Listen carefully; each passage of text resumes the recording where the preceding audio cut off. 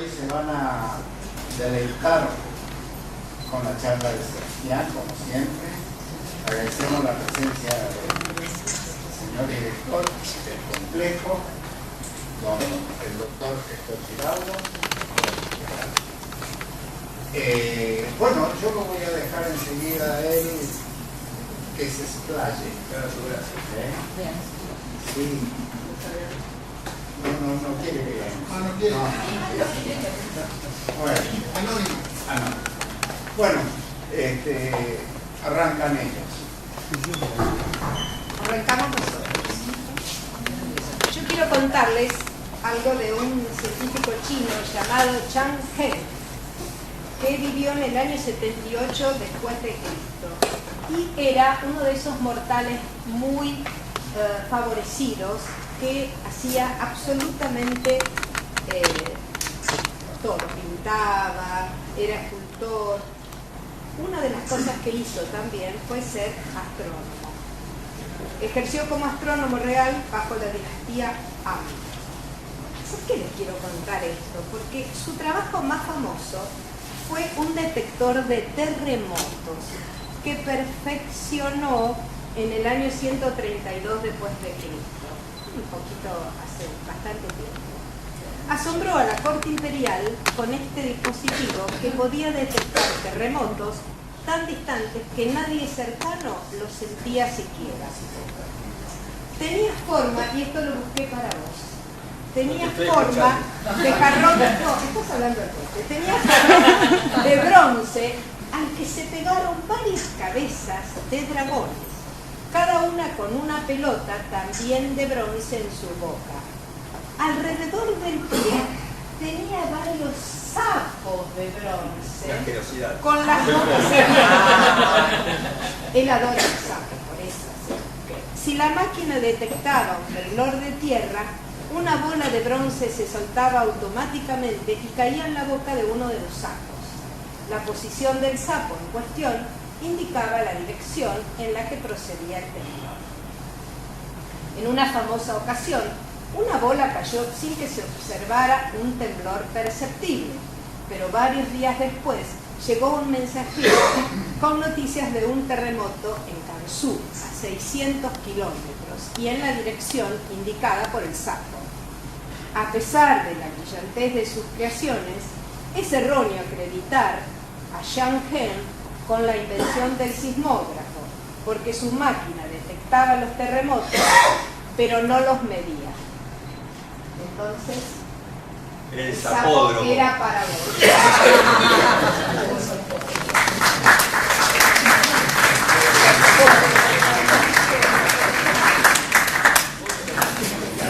Soy fóbico esos bichos de porquería, por eso lo dije. Nunca me habían presentado con cosas que tuvieran que ver con sapos, pero está bien. Siempre en esta ciudad me pasan cosas raras.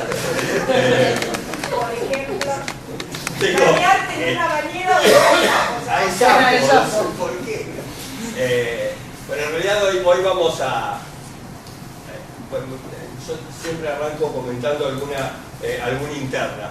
Chicho me pidió el título de la charla muy pronto, hace muchos meses. Entonces agarré un título que pudiera resonar con lo que fuera, ¿sí?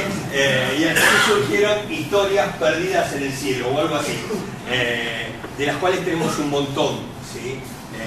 La astronomía, por suerte, tiene un montón de historias relacionadas a hombres y mujeres que se dedicaron a estudiar los cielos, a descubrimientos de casualidad, a otros estudios fallidos, a constelaciones que no existen, pero existieron, lo cual me resulta también bastante extraño, porque para mí siempre toda constelación es correcta, toda vez que miremos para arriba y nuestra imaginación invente un dibujito uniendo la cantidad o la cualidad de estrellas que querramos, habremos armado una constelación quizás tan válida como un escorpión, un cazador o una ballena, ¿sí?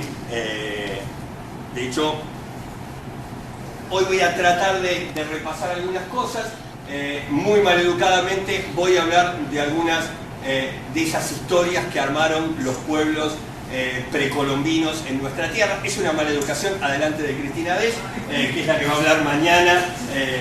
Digamos, hablar de algo que tenga que ver con astronomía precolombina adelante de ella es una osadía. Pero en tal caso voy a contar alguna historia y voy a contar seguramente esa necesidad que hemos tenido siempre de vernos conectados con el cielo. ¿Sí? Los que estamos por acá ya seguramente no creemos demasiado en alienígenas ancestrales, no repasamos todos los domingos el horóscopo, pero entendemos que hay aún conexiones mucho más íntimas con ese cielo que nos rodea. Sabemos que aunque somos una parte muy chiquita, somos una parte de ese universo y, como dijo mi divulgador preferido, calculo que Carl Sagan es el de muchos de los que están aquí sentados, nuestro cuerpo incluso tiene ese recordatorio de polvo de estrellas que se generaron en alguna explosión de supernova y terminaron justo en una nube con el contenido de carbono suficiente como para que se armen estos bichitos que se preguntan ahora qué es ese universo y que por suerte todavía no tenemos la más pálida idea. ¿Sí? En definitiva me parece que es lo mejor de esa historia, el todavía no saber. ¿Sí? Por ahí los que nos gusta la ciencia nos deleitamos mucho más preguntándonos cosas que respondiéndolas. ¿Sí? Y cuando las respondemos, en tal caso no es que haya perdido la gracia, pero a sabiendas de que la historia de la ciencia ha sido una historia de equivocaciones, tampoco estamos muy conformes de sabernos, bueno, ya encontramos la última respuesta, no la vamos a mejorar. Sabemos que en el futuro seguramente aparecerá alguien que dé una mejor respuesta sobre eso que nos rodea. Así que tenemos un montón de historias perdidas en el universo. Esta sala no es para tímidos. Bueno, hay que arrancar adelante, es horrible, ya me pasó ayer a mí. Hagan una puerta allá al fondo, por favor, ¿no? Para los que llegamos tarde en algún momento. Muchos supondrán que se hace astronomía tan solo mirando el cielo. ¿Sí? Y en tal caso, los que nos gusta mucho la historia de la astronomía, sabemos que se hace astronomía viendo una vasija, viendo, bueno, desde luego un libro en cualquiera de sus formas, y desde hace mucho tiempo también aprendimos que se hace astronomía metiéndonos en cavernas, viendo esos dibujos que mostraban lo que los rodeaba a los pueblos que vivían ahí. ¿Sí? Y por suerte, en la antigüedad no existía esa cosa de que lo que los rodeaba eran los otros pobladores del lugar, los árboles y las plantas. Algo que hemos perdido, que yo siempre lamento, es que el cielo forme parte de nuestro paisaje. ¿Sí? Estos pueblos entendían que el cielo es parte del paisaje, como el río, el árbol, la montaña o los otros pobladores de un determinado lugar. Y cuando pintaban una escena de casa, también pintaban el cielo que tenían encima de ellos. ¿Sí? Acá algunas cuevas en Francia muestran constelaciones, muestran esos estudios que parecieran de los psicólogos actuales, esos que nos ponen una mancha y se dan cuenta que estamos absolutamente locos. Bueno, si están sentados acá en una semana del planetario, a todos nos ocurre lo mismo. Y es básicamente con algunos puntitos armar un dibujo. Y hay la curiosidad de que pueblos que supuestamente no tuvieron conexión alguna y que están muy separados en el globo, incluso están separados en tiempos históricos, han visto o han unido las mismas estrellas con los mismos dibujos. Aparece Orión en muchas culturas como un hombre, es más, como un gigante. ¿Sí? Aun cuando para mí no tenga nada que ver con una figura antropomórfica esas estrellas. ¿sí? Se parecen, a mi juicio, más a un moño, a un reloj de arena, a una mariposa, pero en definitiva poco me hace acordar a un hombre, como lo simbolizaron muchísimas culturas. El toro también es una de las culturas más antiguas que aparecen, y aparecen repetidas en un montón de culturas. Desde luego, las cosas más fáciles de asociar, ríos, para los chinos, de hecho la Vía Láctea sería algo así como el río que ellos tenían cerca y aparecía el reflejo en los cielos, igual que en Egipto con el Nilo y la Vía Láctea, casi como si fueran los espejos de lo más importante abajo y lo más importante arriba. Si nos vamos para el norte de nuestro continente, en Nuevo México más o menos, ¿sí? Encontramos una cultura muy interesante como son los Anasazi, en ese pueblo bonito del cañón. Encontramos un pueblo que tiene un montón de relaciones con esta astronomía que a nosotros nos interesa. Ya las formas de su construcción son bastante interesantes. Ese es más o menos el mapa como para que nos ubiquemos dónde andaban estos muchachos, ¿sí? Acá las construcciones, que de alguna manera por ahí alguno que ha viajado por Perú encuentra una similitud con esos lugares de reunión, incluso hasta con una ágora griega, ¿sí? Esos sitios donde seguramente el mirar para arriba también era parte de la discusión. Y ahí aparece el primer paper que se escribió de astronomía, ¿sí? Difícil de transportar, está bien, pero esto está contando un fenómeno astronómico, ¿sí? Bueno, este está contando otro, así que vamos a cambiarlo. Esto está contando cómo en el año 1054 los Anasazi se encontraron con una estrella nueva en el cielo, ¿sí? No solo para los griegos el cielo era inmutable, como nos contó el profe Lanas ayer. Para casi todas las culturas el cielo no cambiaba demasiado, salvo los cambios estacionales, esos que nos ayudaban a armar un calendario. Yo suelo repetir que la astronomía nace para cosas muy simples, ¿sí? Había que encontrar esos cambios repetitivos en el cielo para saber armar un calendario, para saber armar cuándo cosechar, cuándo sembrar, cuándo rezarle a algún dios para que no se me enoje. Era lo básico, ¿sí? Por desgracia, por ahí hoy la astronomía es otra cosa para nuestro imaginario y perdemos entonces relación con ella. Hay un trabajo muy lindo de Carmen del Puerto, una astrónoma del Observatorio Astrofísico de Canarias. Ella empezó a chusmear diarios y a revisar noticieros y a fijarse qué era la astronomía hoy. ¿Sí? Allá por el 1650, esa pregunta se la hizo Huygens, ¿sí? Un astrónomo holandés, que no se nombró como no se entendió como yo lo nombró porque lo pronunció mal, pero Huygens debería haberle recordado a Holanda. Huygens decía que la astronomía era la luna, la vida en Marte, porque ya ahí ya estábamos creyendo de que íbamos a encontrar marcianos, los anillos de Saturno, se hizo un poco de autobombo, los había descubierto él, y la Vía Láctea. En definitiva, para la gente que le preguntaba alrededor, la astronomía era eso. Carmen del Puerto se lo preguntó hoy y dio que la astronomía son, para la mayoría, los agujeros negros, el Big Bang y el telescopio espacial Hubble. ¿Sí? Nosotros creemos que la astronomía hoy son galaxias chocando, ¿sí? Agujeros negros, dos pulsars que giran cada vez más cerca y generan ondas gravitacionales. Bueno, eso mi vecina no lo sabe, pero en definitiva nos entusiasma eso de la astronomía. La astronomía es algo mucho más cotidiano, es el día y la noche, es un calendario, poner un palito en el parque que proyecte sombra y yo poder tener un rudimentario reloj.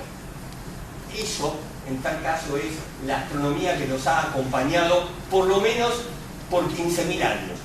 de los cuales tan solo los últimos 400 y monedas es un telescopio para poner el ojo. ¿Sí? Así que en realidad, si asociáramos la astronomía con un telescopio, le estaríamos al menos errando a la estadística. ¿Sí? La astronomía ha sido otra cosa durante muchísimo tiempo. Y ahí que me cuentan los Anasazi, que había una constelación, Auriga, en el hemisferio norte, se parece bastante a una mano, y fue por muchos pueblos relacionada a una mano. Algunos incluso hacen una conjetura mucho más fácil, que es la firma del autor del paper. ¿Sí? Pero en tal caso es bastante probable de que sea Auriga, porque se dio en esa constelación lo que yo les voy a contar. Aparece también en ese pedacito de cielo la luna y una estrella nueva. Los Anasazi habían descubierto una supernova, cuando no tenían la más pálida idea de lo que era una supernova, pero parecía algo nuevo en el cielo. Eso lo vieron en China, ¿sí? Eso lo vieron en Japón, lo vieron en la India y lo registraron, ¿sí? Lo vieron en casi todo el mundo del hemisferio norte, salvo en Europa. Y en Europa había un montón de pueblos que miraban para arriba, allá por el 900 o el 1054, como exactamente fue esta explosión. ¿Sí? Y eso nos da una explicación. Seguramente en el mes y medio que esa estrella estuvo brillando, aproximadamente como 15 lunas llenas, como para pasar desapercibido, ¿no?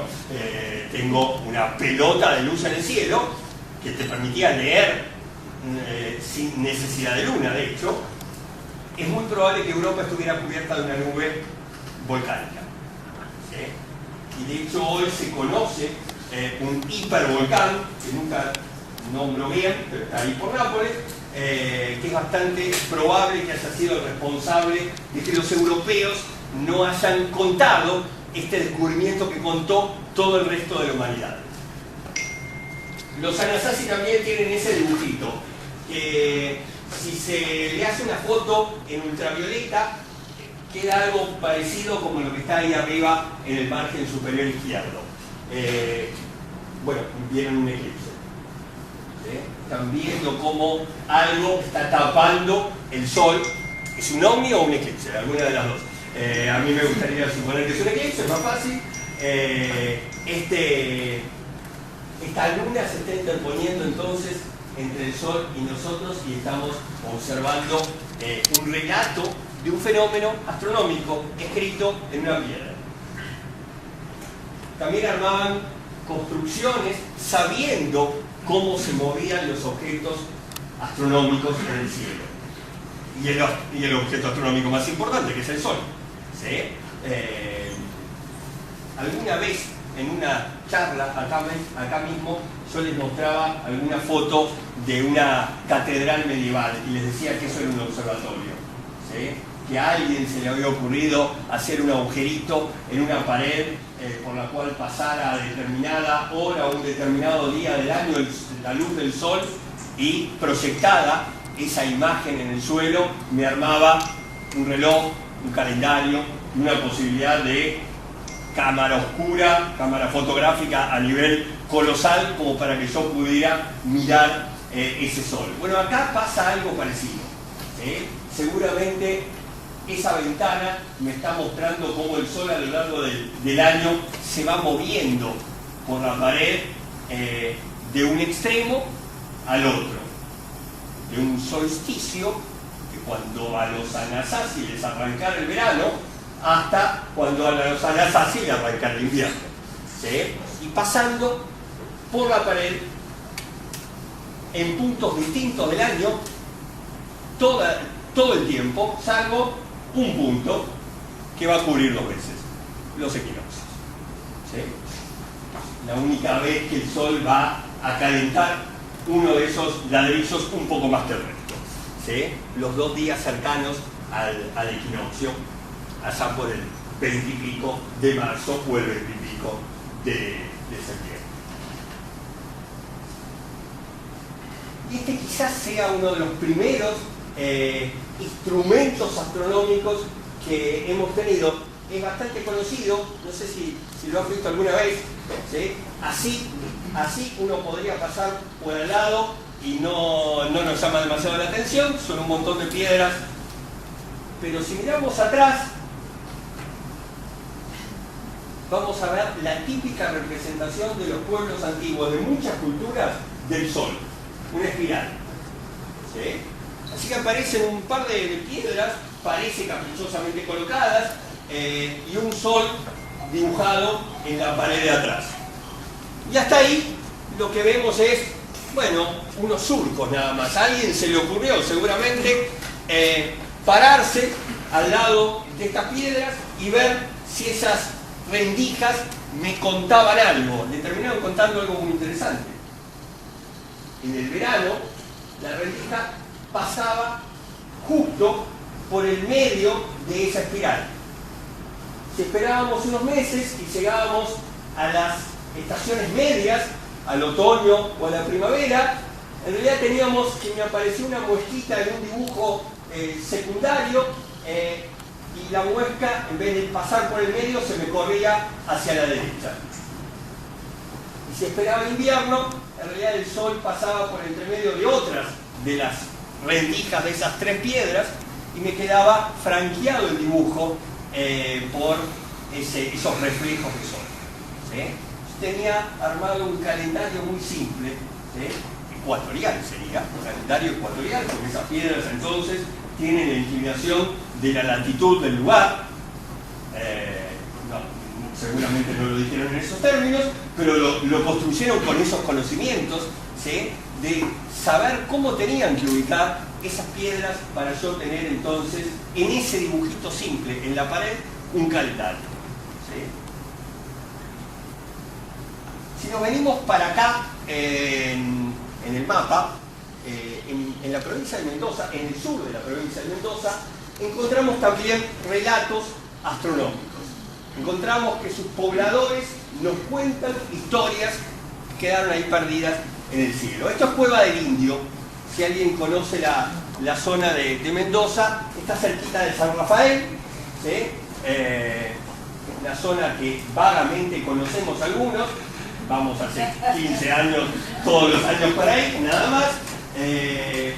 Y alguna vez en esos eventos que nosotros visitamos en abril, en el sur mendocino, hicimos una escapada a esa Cueva del Indio, ¿sí? Hasta ahí es una cueva, ¿sí? Hay un montón, por la propia orografía del lugar, hay un montón en la zona. Pero cuando uno llega, se encuentra con este... No vi ahí el tipo, pero... cuando nosotros llegamos, al menos estaba ahí. A ver, este es otro de los muy buenos investigadores de la astronomía cultural que tiene Argentina, ¿sí? Entender, y esto me encantó para emparentarlo con quienes han disfrutado de la charla de ayer del profe Lanas, ¿sí? Que hablaba precisamente de algo que yo considero crucial, que es entender a la astronomía. Ya no lo abarquemos tanto como ciencia, acá nos importa la astronomía como parte de la cultura, ¿sí? No como algo superior, ni como algo distinto, sino como parte de la cultura, como uno disfruta de un concierto, de una pintura, de una escultura, también puede disfrutar de una explicación científica de algo. Y Andrés Rizzi es el nombre de este señor, que el único problema gravísimo que tiene es ser hincha de Huracán, pero por el resto está bien. Andrés estudia la astronomía de los pueblos que habitaron el sur de la provincia de Mendoza. Y ahí nos está contando que en esas piedras, bueno, vuelve a aparecer una representación de un sol. Probablemente, al menos según lo que él ha estudiado, esa especie de reloj de arena que aparece dibujadito ahí es una representación de la constelación de Orión. Aparece el río, pero lo más interesante es que aparece, si ven, ¿cómo marcaba yo? Ahí no, ahí está. Veo una luz que se va agrandando y los bichos que se pegan un susto bárbaro porque están disparando para todos lados. ¿Sí? Me está contando que algo empezó a agrandar de tamaño o de brillo, o de ambas cosas, y que provocó como una estampida en la población del lugar. En definitiva, cuando uno llega al lugar, encuentra una cueva que es producto de un desbarranque. ¿Sí? Y cuando han hecho los estudios en el territorio, están los contenidos químicos de que ahí cayó un meteorito. ¿Sí? Y en realidad me lo está contando esa historia de la piedra. ¿Sí? Claro, escaparon los choiques, escaparon los tipos, escaparon todos, ¿sí? Porque se le venía una piedra en la cabeza. Y eso es una historia contada en una cueva, ¿sí? De un fenómeno astronómico que ellos presenciaron. Hicieron cosas incluso más interesantes. ¿Sí? Si yo caminara por ahí, miro para abajo y lo único que hago es tratar de no pisar ningún agujerito de esos para no tropezar y caerme. Pero seguiría absolutamente sin prestarle demasiada atención. Como siempre relaciono al científico como un tipo curioso, Andrés y el equipo en el que trabaja vio estos huecos y le llamó la atención. Estos huecos son morteros, pero no el mortero que conocemos, que podemos tener en casa, chiquitito, para moler algo, sino morteros en piedras grandes, en la propia piedra del lugar. ¿Sí? Y hay un montón ahí. Por ahí, hasta ahí no le encuentran mucha relación. Pero esos morteros están con ese margen de error muy bien alineados a un grupo de estrellas. Y además tienen tamaños que están bastante coincidentes con el brillo de esas estrellas, de la constelación de Escorpio. ¿Sí? Lo que me está indicando este grupo de morteros, ¿sí? Ven que ahí tengo el rulito, ¿sí? Es la constelación del Escorpión. Y encontró que Andrés y el equipo en el cual trabaja encontraron un montón de constelaciones desperdigadas en una zona. Habían armado una carta celeste en el piso. Habían reflejado más de 15 constelaciones en el suelo. Y desde luego, si armás constelaciones del Ecuador para abajo, vas a simbolizar a la cruz. ¿Sí? No podés armar, digamos, es algo que nos llama mucho la atención, es fácil de observar, está siempre ahí. Los egipcios dirían que son parte de las estrellas que nunca mueren. ¿Sí? A lo largo del año tengo estrellas, constelaciones completas que van a aparecer o se van a esconder en el horizonte, y la cruz, junto con otras, las circumpolares, van a estar dando vueltas ahí, ¿sí? A mayor o menor altura, pero en definitiva nunca van a morir sobre el horizonte, por eso son importantes para nosotros. Ahí aparece la cruz, y en el mortero también aparece representada la cruz. Pero en el mortero aparece algo más interesante. Aparece el dibujito de la cruz, y aparece el mismo lugar donde habían hecho ese agujero del mortero. Hoy hay una remanente de supernova. ¿Sí? Hoy está esa nebulosa. Hace 10.000 años ahí había una estrella. La estrella que explotó para que nosotros veamos ese gas escapándose del lugar. Significa que los que hicieron esa constelación la hicieron antes de hace 10.000 años, y estaban viendo esa estrella hoy inexistente. Todos nuestros libros de historia dirán que hace 10.000 años nadie poblaba esa zona del sur mendocino. Y la astronomía nos acaba de demostrar que estábamos equivocados. ¿Sí? Algo tan supuestamente lejano como el cielo, algo totalmente alejado de la historia de la humanidad, como la explosión de una supernova, nos acaba de contar cómo es la historia de los pobladores del sur de la provincia de Mendoza. ¿Sí? Es una historia que me parece increíble. ¿Sí? De hecho, me genera mucha admiración para quienes hacen ese laburo. ¿Sí? Me parece genial que podamos aprender de agujeritos hechos en el piso. ¿Sí? Que la astronomía es importante, más allá de armar telescopios cada vez más grandes, con mayor diámetro, que tengan mejor resolución y que lleguen más lejos. También tenemos un montón de cosas para aprender de agujeros en el piso, palos que proyecten sombra, o supuestas imperfecciones en las construcciones por donde pasa caprichosamente la luz del sol. Hay muchísimos mapas del cielo, pero probablemente pocos más lindos que este cielo estrellado del templo de Endera en Egipto. ¿Sí? Probablemente, bueno, el primer planetario que existió.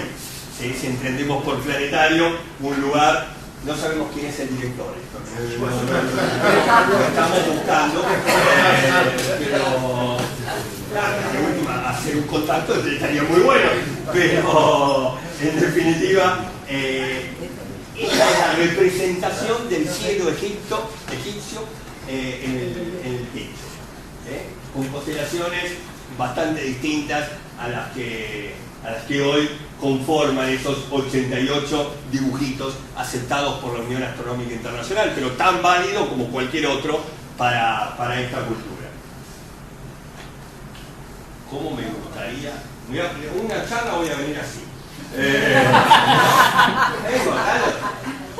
Al menos el efecto sorpresa lo vamos a tener. Tengo que broncearme antes, pero en tal caso... Diría que pasarte un soplete que te quede. Algo así, ¿no? No llego, si no llego. Estos son los bogones, esto lo situamos ahí en la pancita de África, ¿sí? Más o menos por donde ahora anda el Congo, por ahí, ¿sí?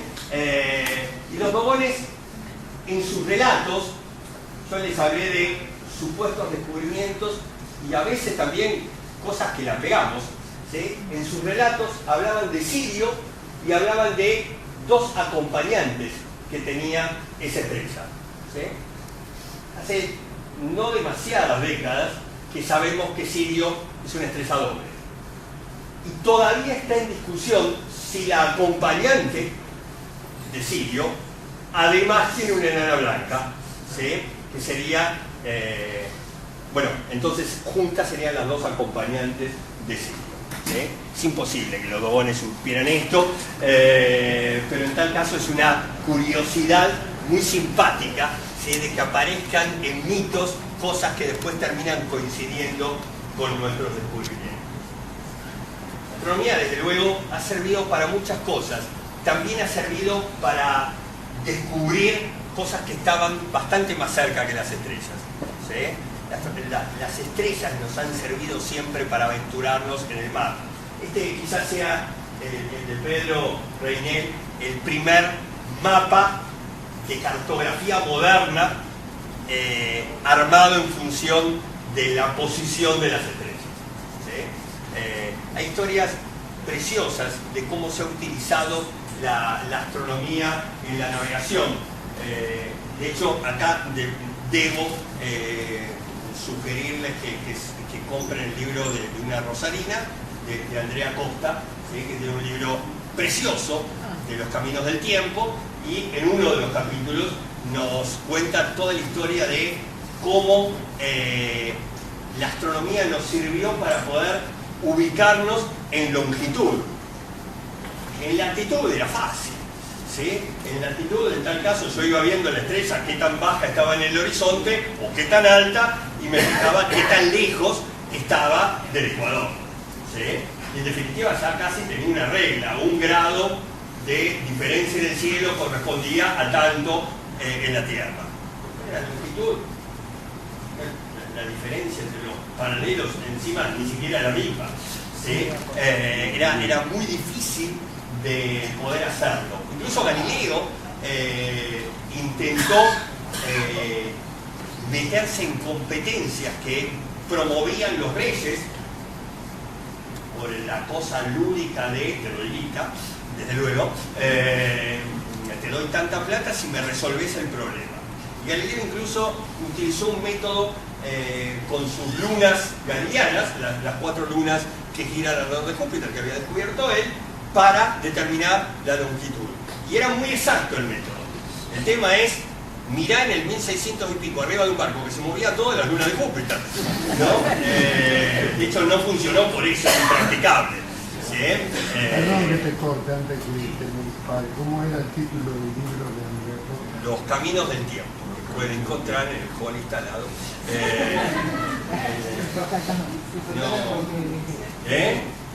Lo tienen.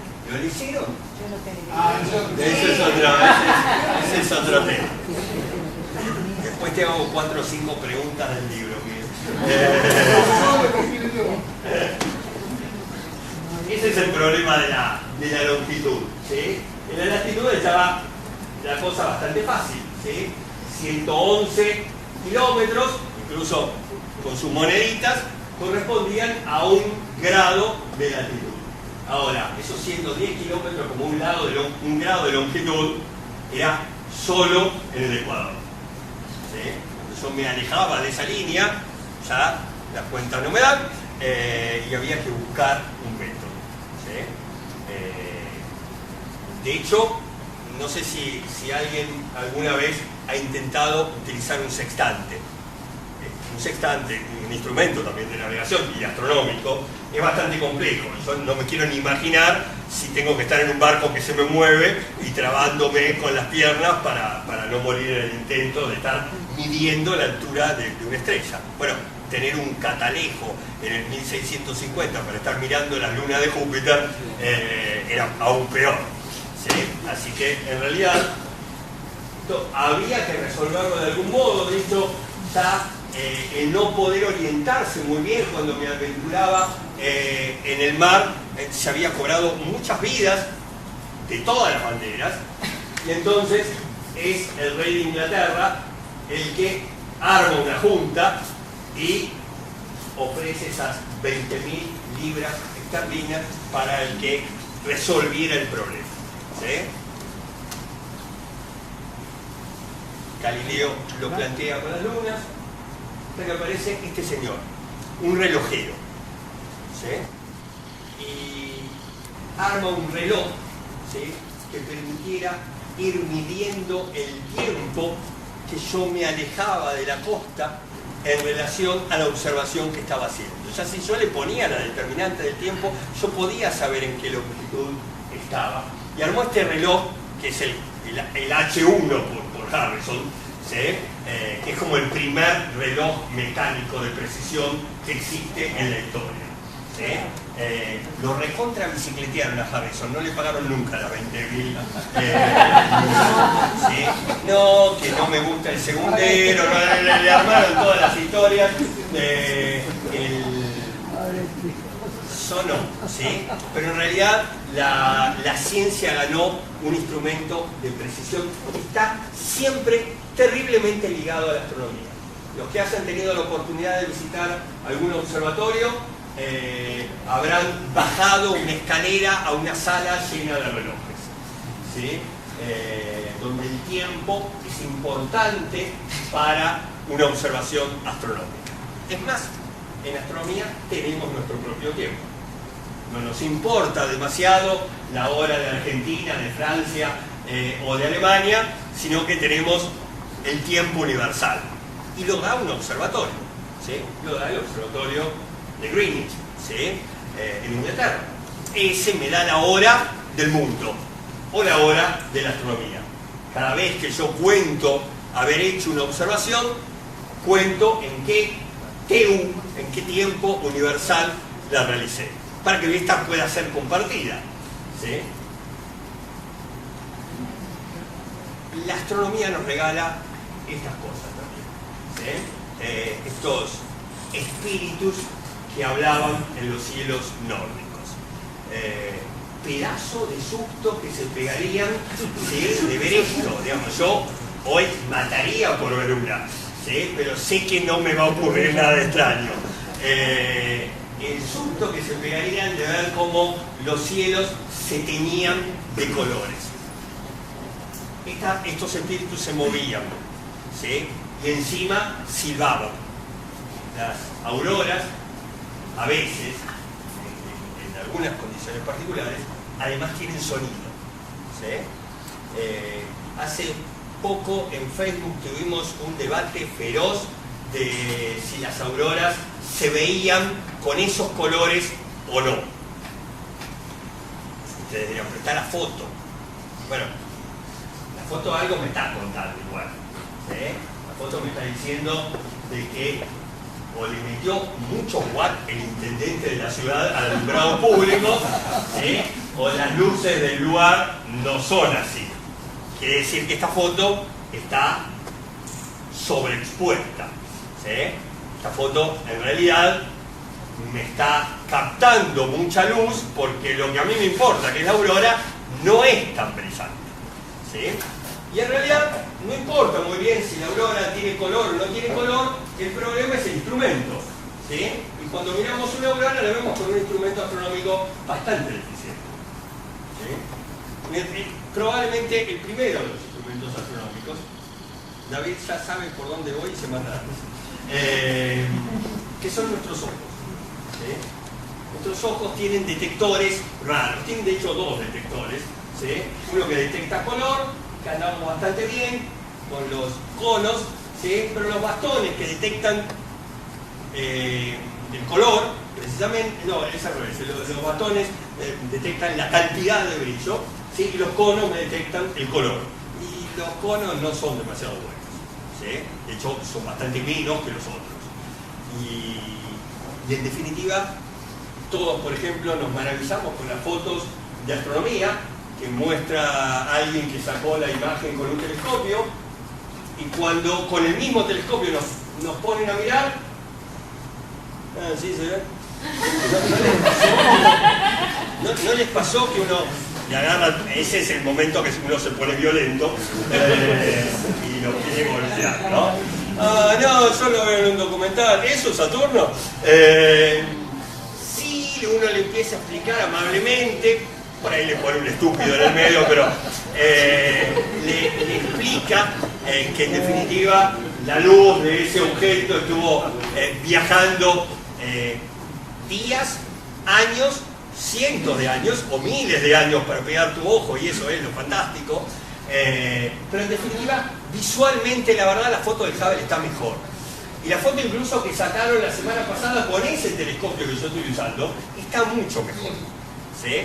Porque la foto que se sacó, seguramente la cámara estuvo expuesta a esa luz con algún artilugio, tiempo o computadora, como para agarrar mucha más luz que la que instantáneamente están sacando nuestros ojos. Así que las auroras tienen colores, tienen más de un color, tienen varios colores, dependiendo del elemento químico que hay en la atmósfera,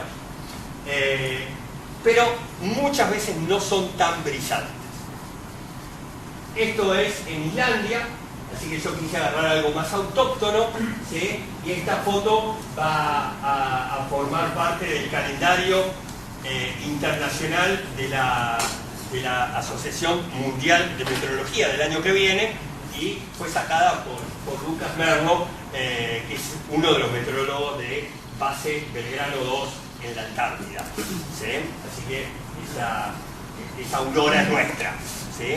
Esa aurora es una captada de una base argentina, ¿sí? Una base meteorológica que uno los odia, ¿sí? Cuando todo el tiempo en Facebook están publicando anoche vimos esto y te tiran la foto de las auroras, ¿sí? Y bueno, esta en particular es muy linda, ¿sí? En realidad esto tiene que ver con el oxígeno, así que las verdes van a ser las más comunes de observar. pero hay rojas con un poquito de magnesio, hay amarillas.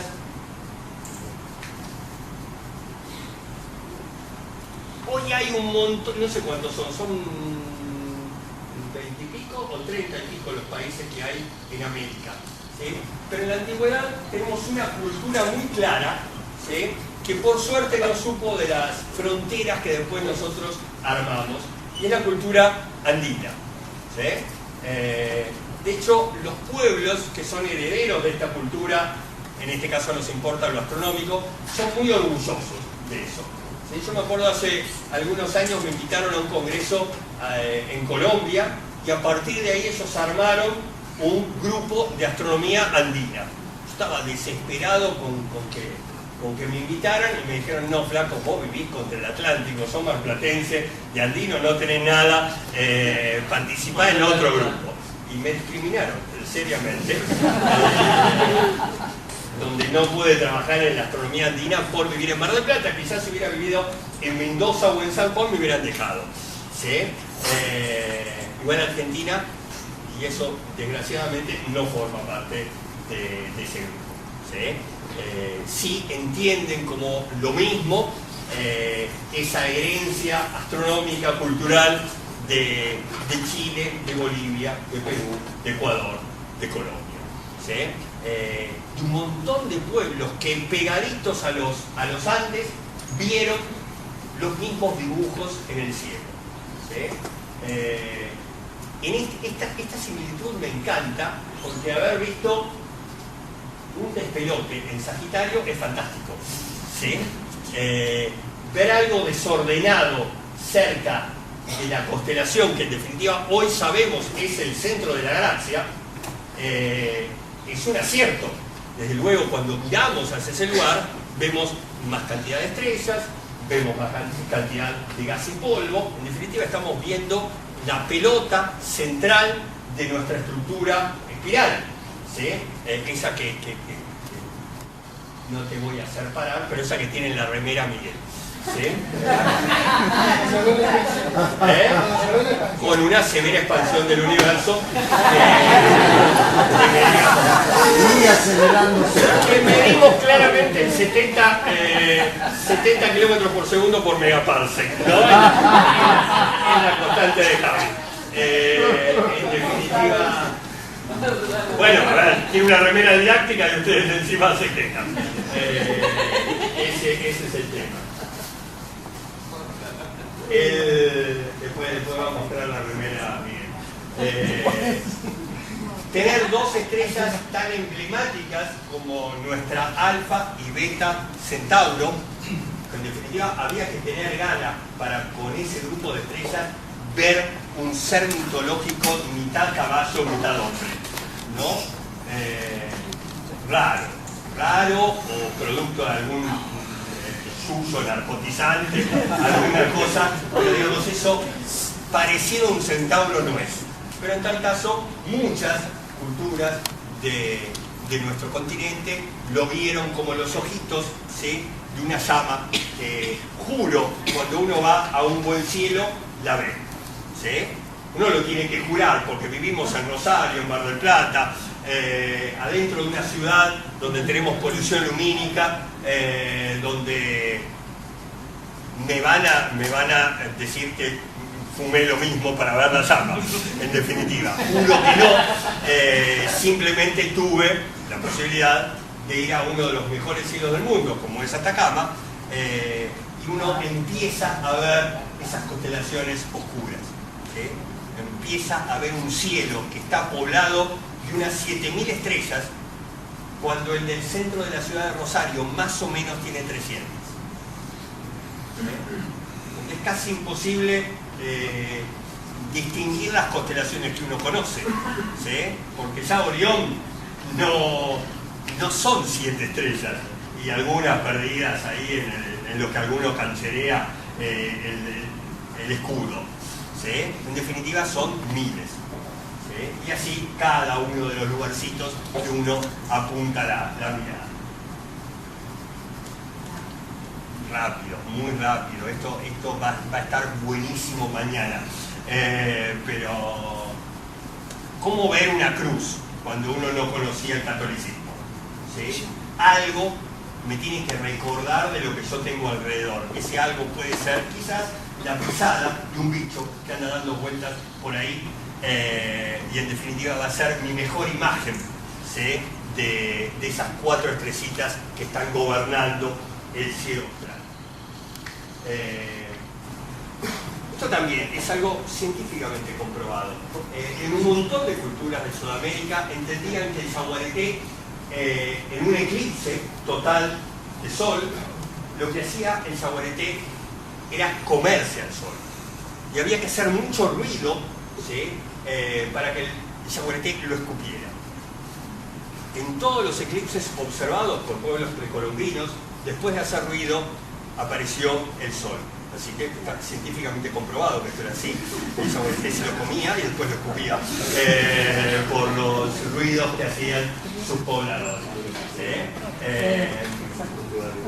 En definitiva, ayer el profe Lanas nos invitaba ahí a movernos. Bueno, para mí va a ser moverse al norte, para usted va a ser moverse al sur, para vos también al norte, cuando tengamos en el 19 el eclipse de sol, ahí cruzando norte de la provincia de Buenos Aires y hasta Chile. Cuando uno estuvo en un eclipse, es muy fácil darse cuenta cómo es un evento que tuvo que sobrecoger a cualquiera que haya vivido ese espectáculo. ¿Sí? Este año, en febrero, en Camarones, estábamos todos lloriqueando. ¿Sí? Puede estar, no sabemos muy bien, si subiendo la temperatura o bailando reggaetón. Nos tuvieron 3 horas metiéndonos la municipalidad de Camarones reggaetón a full, que está íntimamente relacionado con los eclipses. Salvo cuando tuvieron el decoro de pararlo en el momento de esos 4 minutos que disfrutamos de, bueno, no se puede decir totalidad porque no fue un eclipse total, pero anularidad, de cuando uno ve el anillito de luz alrededor de la luna que está tapando. En definitiva, nosotros íbamos apertrechados con telescopios, con binoculares, todos ellos con su filtro, anteojitos, llevábamos termómetros para medir cuánto bajaba la temperatura en el momento de la anularidad, alguna estación meteorológica para complementar los datos, cuadernos de anotaciones, y en el momento de la anularidad nadie medía a nadie, estábamos todos olvidando, ¿sí? Estábamos sabiendo que esa relación que buscamos con el cielo se estaba dando precisamente de tener la suerte, ¿sí? La suerte de que en una luna que está inclinada 5 grados con respecto al ecuador terrestre, justo estaba entre medio del Sol y nosotros, en el momento que las órbitas de los dos se intersectan, que estábamos todos en el mismo plano, que la Luna es 400 veces más chiquita que el Sol, pero de casualidad cósmica está 400 veces más cerca, y que tienen el mismo tamaño en el cielo, y que entonces me estaba tapando la estrella para que yo pudiera disfrutar de ese fenómeno, ¿sí? En definitiva, eso es lo que hace que un montón de tarados viajen por el mundo a buscar eclipses, y ya estemos hablando del 19, y yo los invito el 2 de febrero del año 2027, que será en mi ciudad, de Mar del Plata, ¿sí? Así que son 10 años nada más, y 20 no eran nada, 10 ya llegan, ¿sí? Y vamos a ver un eclipse total en el verano en Mar del Plata. Los mayas son geniales en un montón de cosas de astronomía, entre ellas haber observado y haberlo dibujado en esa pintura adentro de ese templo, un tránsito de Venus. Es otro tipo de eclipse.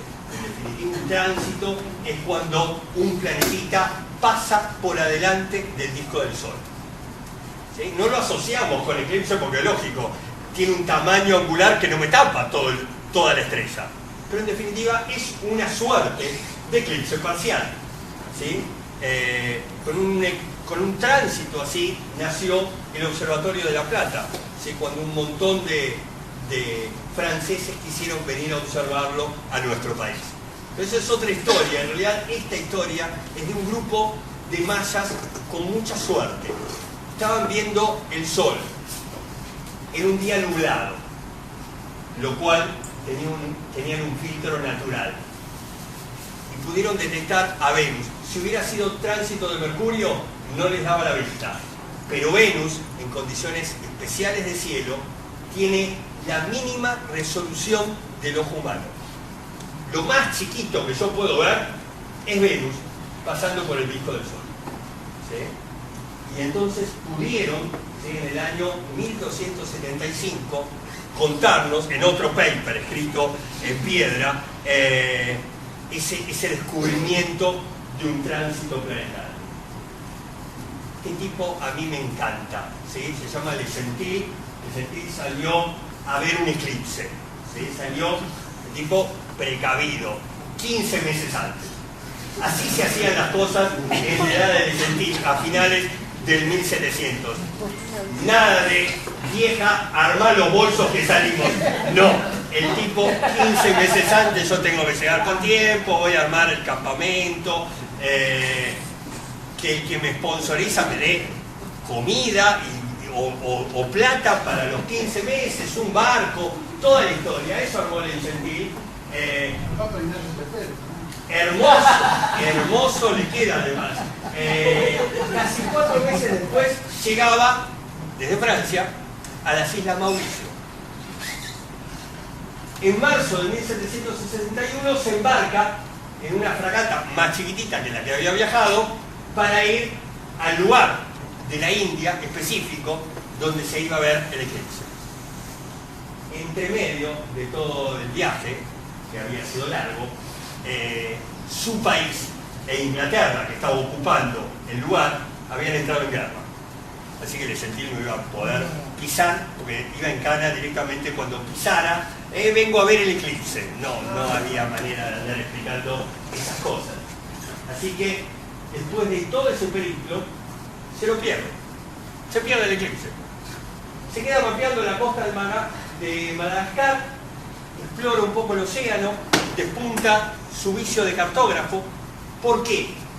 Porque los eclipses vienen de a pares. ¿Sí? Yo voy a tener un eclipse igual, más o menos por la zona, unos años después.